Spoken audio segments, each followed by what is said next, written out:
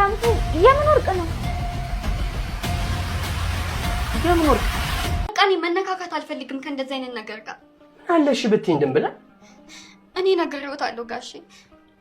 ሴትዮዋ አንቃ ነው የምትደፋኝ። ቦርሳው እኮ ይሄንን ሁሉ ወርቅ የያዘ ነው። ምን? ቦርሳውን ከፈታችሁት እንዴ? ሀምዬ ይሄ ማን ነው? ታምቹ ይባላል። ቦርሳው እኮ እሱ ነው። ምን ደግሞ የፈለገችውን ነገር ማድረግ ትችላለች ይመስለኛል። በገንዘብ የሚደግፋት ሰው አለ። ምን አይነት ሰው? እሱን ምን አውቄ ብላችሁ? በጣም እርግጠኛ ነኝ አንተ የእርግብ ፍቅረኛ ነህ አይደል? እንዴ ሰላምዬ ምን እያልሽ ነው? አዎ እኛ ቤት መጥቶ በደንብ አይቼዋለሁ። ታምቹ ቦርሳው የእርግብ ነው እንዴ? ወርቁን እንግዲህ ሰላም አይተዋለች ማለት ነው። እንግዲህ ሰላም ሳታስበው ቦርሳውን እንደከፈተችው እንግዲህ ወርቅ መሆኑን አየች። ይሄ ወርቅ ምን ይሰራል እዚህ ቦርሳ ውስጥ እያለች እንግዲህ ወርቁን ስታወጣው የእናቷ የጠፋባት ወርቅ መሆኑ ትዝ አላት ማለት ነው። እንግዲህ በዛው ታይም ላይ ነበር እንግዲህ ሃናን ያፋጠጠቻት። ሃና ምንም እንደማታውቅና የሰው እንደሆነ ነገረቻት። ግን ተምቹ በሩን ከፍቶ ሲገባ እንግዲህ ተምቹን አገኘችው ማለት ነው። እንግዲህ ሰላም ተምቹ የእርግብ ፍቅረኛ እንደሆነ ስለምታውቅ አንተ የእርግብ ፍቅረኛ አይደለም እንዲህ በማለት እንግዲህ አስደነገጠችው።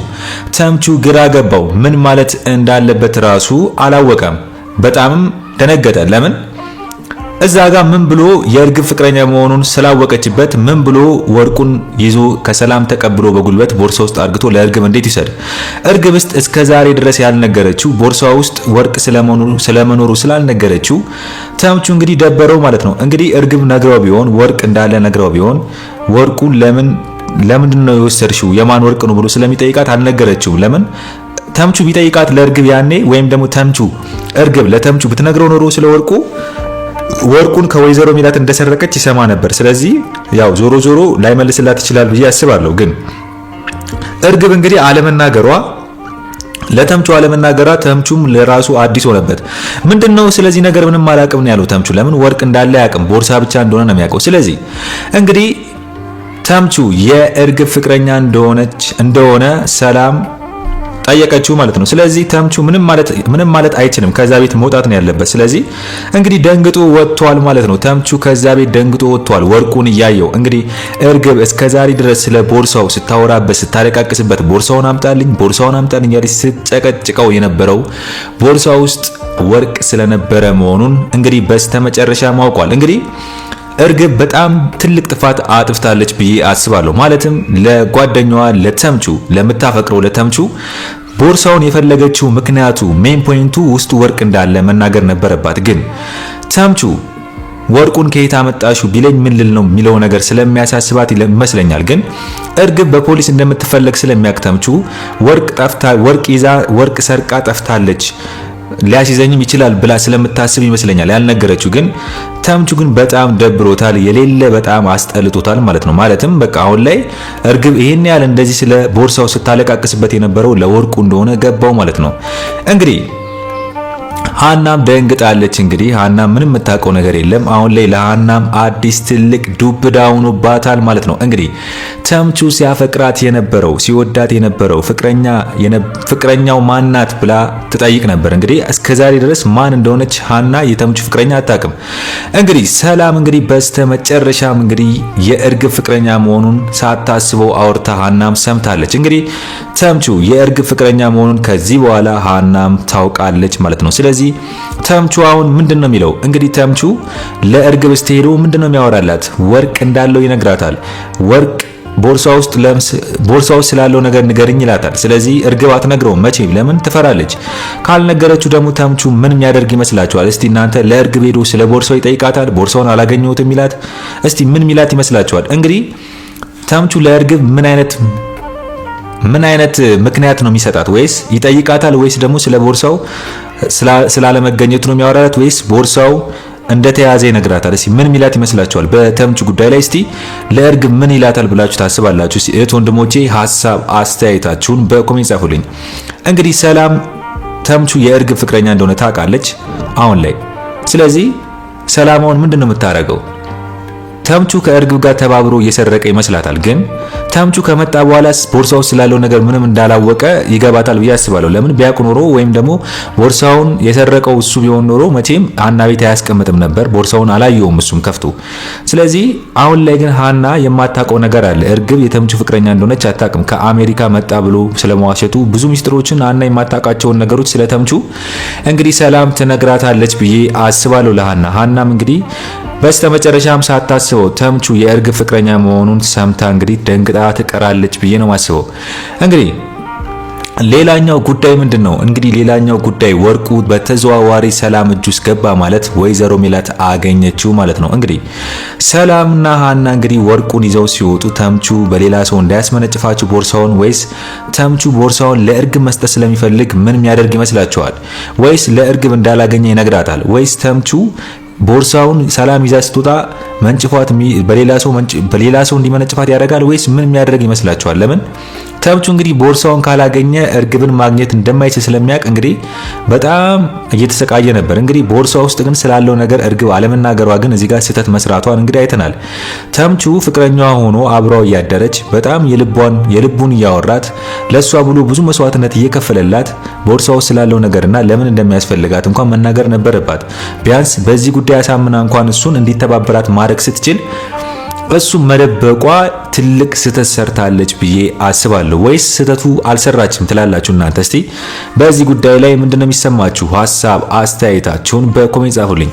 እንግዲህ ሌላኛው ጉዳይ ምንድነው? ሌላኛው ጉዳይ እንግዲህ የወይዘሮ ሜላት አቶ መስፍንና አቶ ኖላዊ ናቸው። እንግዲህ በባዩሽ ጉዳይ ላይ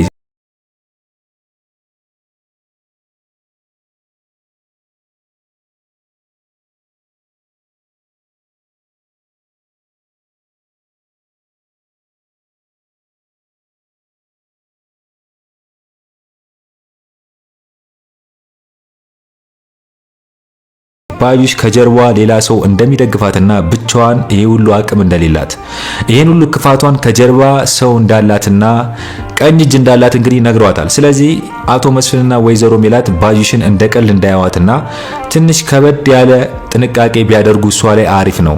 ስለዚህ ማስረጃ ይፈልጋሉ። እንግዲህ አቶ መስፍን ማስረጃ ፈልጓል። ባዩሽን የሚከሱበት ትክክለኛ ማስረጃ ይፈልጋሉ። ለምን ፖሊስ ባዩሽን ሲይዛትና ሲያስራት ወይም ለሕግ ሲያቀርባትና እንዲፈረድባት ለማድረግ ትክክለኛ የሆነ ማስረጃ ይፈልጋል። ስለዚህ ያን ማስረጃ በምን አይነት መንገድ ነው ማግኘት የምንችለው በሚለው ውይይት አድርገዋል ማለት ነው። እንግዲህ አቶ ኖላዊ ያለው ምንድነው? አቶ ኖላዊ ያለው ምንድነው? ፎቶ ነው ያለው። እንግዲህ አቶ ኖላዊ ያለው ፎቶ እስከሆነ ድረስ በዛ ፎቶ ብቻ ወይዘሮ ባዩሽን መወንጀልና ማስረጃ ማግኘት አይቻልም። ስለዚህ ወይዘሮ ባዩሽ ያደረገችው ነገር እጅ ከፍንጅ ማስረጃ፣ ለምሳሌ ያኔ ወይዘሮ ሜላትን የመታቻት ወይዘሮ ባዩሽ ናት። ስለዚህ ወይዘሮ ባዩሽ ማስረጃ እንዲገኝባት አሻራ እጇን መስጠት ትችላለች። ስለዚህ ፖሊሶቹ አሻራ ወይዘሮ ባዩሽ እንድትሰጥ እነ ወይዘሮ ሜላትና አቶ መስፍን ወይዘሮ ሜላትን የመታቻት ወይዘሮ ባዩሽ ስለሆነች እጇን አሻራ ትስጥልን በማለት እንግዲህ ይሄንን ጉዳይ ጠበቅ አድርገው ለፖሊሶቹ ቢናገሩ ወይዘሮ ባዩሽ ተያዘች ማለት ነው። ለምን እስከዛሬ ድረስ እንግዲህ ወይዘሮ ባዩሽ አሁን ላይ ፖሊስ ጣቢያ የገባችው የታሰረችው ከወይዘሮ ሜላት ጋር የሚያነካካ ነገር ስላልሆነ እንግዲህ ከወይዘሮ ሜላት ጋር ምንም ንክኪ የለውም የታሰረችበት ምክንያት። ስለዚህ ወይዘሮ ሜላት አልከሰሰቻትም ማለት ነው። ስለዚህ ምናሴም አሁን እንደ ሕፃን ዝም ብሎ ሊከሳት ፈልጋለሁ ምንም ብሎ ማንም ሰው ተነስቶ እሷ መክሰስ አይችልም። ለመክሰስ ማስረጃ ይፈልጋል። ስለዚህ ያን ማስረጃ መጀመሪያ ማዘጋጀት አለባቸው ብዬ አስባለሁ። ለምን ወይዘሮ ባዩሽ እንግዲህ ድንብላልን ስታስፈራራት እንደነበር እንግዲህ ድንብላል ምስክር ስጪ ያላት ነው አቶ መስፍን። ለምን አቶ መስፍን ማስረጃ ነው ይፈልገው። አንደኛ ማስረጃዋ ድንብላል ናት። እንግዲህ ድንብላል ያየችውን ነገር የሰማችውን እስከዛሬ ድረስ ወይዘሮ ባዩሽ በድብቅ ድንብላልን የምታደርጋትን ነገር በሙሉ ማስረጃ ስለሚሆን ድንብላልን ሂጂና ለፖሊስ ማስረጃ ስጪ ብሏታል። ስለዚህ ድንብላል ግን ፈራች። ለምን ነገ እኔ በህይወቴ ላይ ምን እንደሚመጣብኝ አላቅም፣ ባዩሽን ፈራታለሁ፣ ነገ ምን እንደምታደርገኝ አላቅም። ስለዚህ ለእናንተ ከነገርኳችሁ በቂ ነው፣ እኔ ይህን ወሬ ሄጄ ለፖሊስ መናገር አልችልም በማለት እንግዲህ ድንብላል በፍርሃት ለአቶ መስፍን መልሳለታለች ማለት ነው። እንግዲህ ድንብላልም ትክክል ናት። ለምን ፈራቻት? ባዩሽ ነገ የሆነ ነገር ብታደርጋት ለምን ከናቶ መስፍን ስትወጣ ጠብቃ ብታስገድላት። ስለዚህ ድንብላል ፈራች ማለት ነው። እንግዲህ ድንብላል ለወይዘሮ ሜላትም የሚገርም መረጃ አውጥታለች። እንግዲህ ስለ ወይዘሮ ባዩሽ ሌብነትና ከጀርባውና ቤት ውስጥ ሰራው የነበረው ስራ በሙሉ እንግዲህ ምናሴና ሰላም ያገኙትን ፎቶ የሃና ልጅነት የሚያረጋግጥላቸውን እንግዲህ ወይዘሮ ባዩሽ ከመጣች በኋላ ከሰላም ሞባይል ላይ እንግዲህ እንደደለተችውና እንዳጠፋችው እንዲሁም ወይዘሮ ባዩሽና እርግብ ቅርብርብ እንዳላቸው ማለትም እዛ ቤት ውስጥ የሚሰሩ ስራ እየተነጋገሩ እንደሆነ እንዲሁም የወይዘሮ ሜላት እናት አስቴርን እንግዲህ እርግብ ልትገላት ሙከራ እንዳደረገች ስለዚህ ወይዘሮ ሜላት በማታውቀው ቤት ውስጥ ሲደረግ የነበረው ድራማ በሙሉ የባዩሽና የእርግብ ሴራ መሆኑን እንግዲህ ድንብላል በስተመጨረሻም አፍረጥርጠዋለች ማለት ነው። እንግዲህ ድንብላል ከዚህ በፊትም ለወይዘሮ ሜላት እውነቱን መናገሯ ነው ሃና ልጇ እንደሆነች አቶ መስፍን በድብቅ ዲኤንኤ አስመርምሮ ሃና ልጇ እንደሆነች መናገሯ እንግዲህ ወይዘሮ ሜላት እንድትነቃና ዳግም ትውስቷን መልሳ አሁን ላለችበት ደረጃ ያደረሰቻት የድንብላል ጀግንነት ነው ብዬ አስባለሁ። እስቲ እናንተስ በዚህ ጉዳይ ላይ ምንድነው ይመስላችሁ? ሐሳብ አስተያየታችሁን በኮሜንት ጻፉልኝ። እንግዲህ አቶ መስፍናው ምንድነው የሚፈልገው? ማስረጃ ነው። ስለዚህ ወይዘሮ ሜላትም ባዩሽ ላይ ማስረጃ ይፈልጋሉ። ወይዘሮ ሜላት ሄዳ አሁን ላይ ባዩሽን ሰደበቻት አልሰደበቻት ምንም ዋጋ የለውም። ከባዩሽ ጋር ተጣላች ታረቀች ምንም ዋጋ የለውም። ባዩሽ እንደሆነ አሁን ላይ ክፋቷ ናት። ከጥፋቷ አልተመለሰችም፣ አልተጸጸተችም። ስለዚህ ባዩሽ ምንም ሳትጸጸት ምንም መልካም ነገር ሳታስብ ለምን ብላ እንግዲህ ወይዘሮ ሜላት ጥሩ ትሁንላት። ስለዚህ ወይዘሮ ሜላት በጣም ፓወር ያለው ክፋት ማሳየት አለባት፣ በተለይ ለባዩሽ። ለምን ጥሩ በሆነችላት መጥፎ ስለሆነች መጥፎነቷን ወይዘሮ ሜላት ታሳያትና ማን እንደሆነች ወይዘሮ ሜላት ታሳያት ብዬ አስባለሁ። ስለዚህ ባዩሽም ማንኮታኮት አለባቸው። እንግዲህ አሁን ላይ ደስ የሚለው ነገር አቶ መስፍንና ወይዘሮ ሜላት አንድ ላይ ሆነዋል፣ ጠላታቸውን አውቀዋል። እንግዲህ አጠገባቸው ደግሞ አቶ ኖላዊ አለ። አቶ ኖላዊ ደግሞ የባዩሽን ማንነት ያውቃል ከጀርባ። ስለዚህ ቢያንስ ከተምቹ አጎት ጋር በሚያደርጉት ስብሰባ እንግዲህ የወይዘሮ ባዩሽ ጀርባ ሰዎች ማለትም ወይዘሮ ባዩሽ የምታዘው አንድ አለ፣ ማለትም የሚታዘዝላት ሽፍታ፣ ሰዎችን የሚገድል ገደል ስትለው ቀጥቅጥ ስትለው የሚቀጠቅጥ ማለት ነው። ስለዚህ እንደነዚህ አይነቶች ሰዎችን ከሷ ጋር የሚሰሩትን ፎቶ ስላላቸው እንግዲህ ያን ፎቶ ይከታተላሉ ማለት ነው። ስለዚህ እነሱ ሰዎች ላይ ፎከስ ያደርጋሉ። እነሱ ደግሞ ከማ ጋር ነው የሚገናኙት የሚለውን እንግዲህ እነሱ ከማ ጋር እንደሚገናኙ ማን ነው የሚያዛቸው የሚለውን ሌላ ሰው ከባዩሽ ሌላ ሰው ጋር አብሮ የሚያዛቸውን ሰው ያውቃሉ። ስለዚህ እንግዲህ የባዩሽ ቀኝ እጅ ማን ነው? አቶ በቃሉ ነው። እንግዲህ አቶ በቃሉ ባዩሽ እንደምትፈታና ምንም አብራት የታሰረችው እስካልከሰሰቻት ድረስ ባዩሽ እንደምትፈታ ነግሯታል። ነገሩ ቀለል ያለ ነው ብሏታል። ስለዚህ የባዩሽ ቀኝ እጅ አቶ በቃሉ እንግዲህ ሁሉን ነገር አሁን ላይ እንግዲህ ባዩሽን እንደሚያስፈታትና ከአቶ መስፍንና ከወይዘሮ ሜላት ጀርባ ሆኖ ዋናውን ሴራ የሚሰራው እሱ ነው ብዬ አስባለሁ። ግን አቶ በቃሉ ወይዘሮ ሜላትና አቶ መስፍንን ለምን ጠመዳቸው? አቶ በቃሉ ከሁለቱ ምንድነው የሚፈልገው? ምናልባት ከወይዘሮ ሜላት ጋር በስራ